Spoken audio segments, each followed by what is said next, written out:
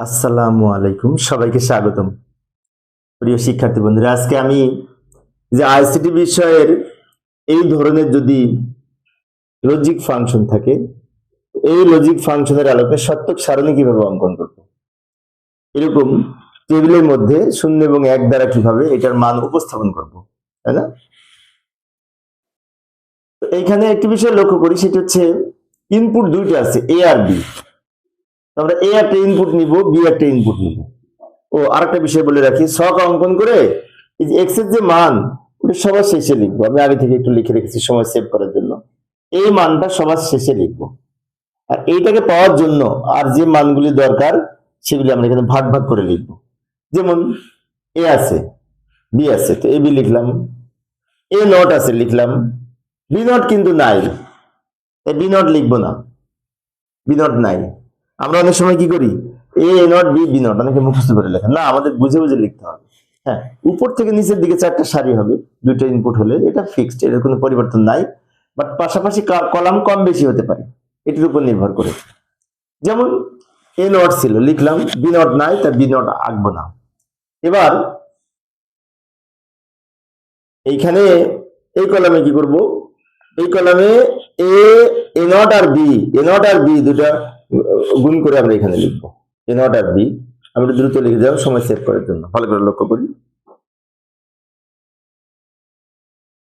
এইটার জন্য একটা কলাম অঙ্কন করব,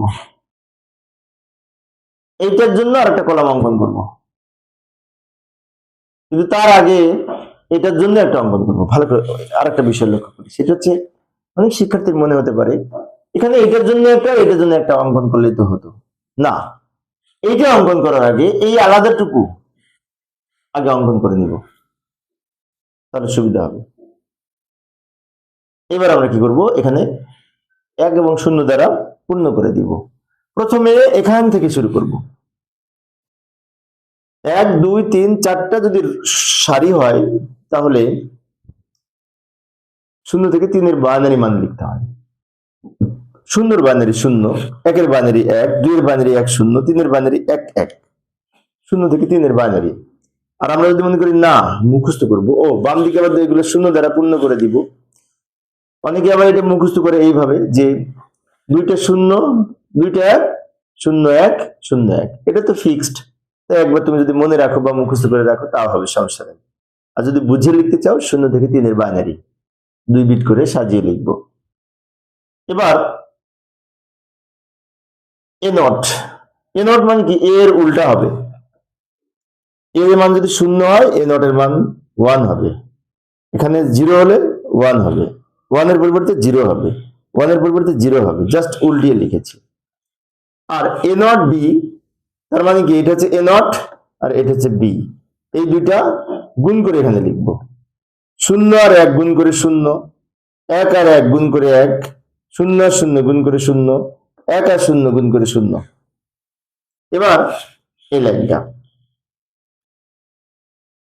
এটা হচ্ছে এ প্লাস এ নট বি, মানে কি, এ হচ্ছে এই লাইনটা আর এ নট বি হচ্ছে এইটা, এই দুটা যোগ করে এখানে লিখবো। তাহলে শূন্য আর শূন্য যোগ করে শূন্য, শূন্য আর এক যোগ করে এক, এক আর শূন্য যোগ করে এক, এক আর শূন্য যোগ করে এক। এবার এইখানে এ আর বি যোগ হয়েছে, আচ্ছা এ হচ্ছে এইটা আর বি হচ্ছে এইটা, এই দুটো যোগ করে এখানে লিখবো। শূন্য আর শূন্য যোগ করে শূন্য, শূন্য আর এক যোগ করে এক, এক আর শূন্য যোগ করে এক, এক আর এক যোগ করে এক।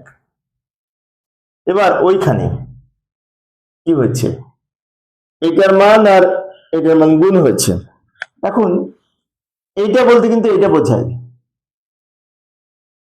আর এইটা হচ্ছে এইটা, তাহলে এই দুটো কি হচ্ছে, গুণ হচ্ছে। এই দুই লাইন গুণ করে এখানে লিখবো, ভালো করে লক্ষ্য করি। শূন্য আর শূন্য গুণ করে শূন্য, শূন্য এক আর এক গুণ করে এক, এক আর এক গুণ করে এক, এক আর এক গুণ করে এক। এটা হচ্ছে আমাদের ফাইনালি আউটপুট। আচ্ছা আমরা কি বলতে পারবো এটা কোন গেটের আউটপুট? অর গেটের, অর গেটের আউটপুট কিন্তু এটা।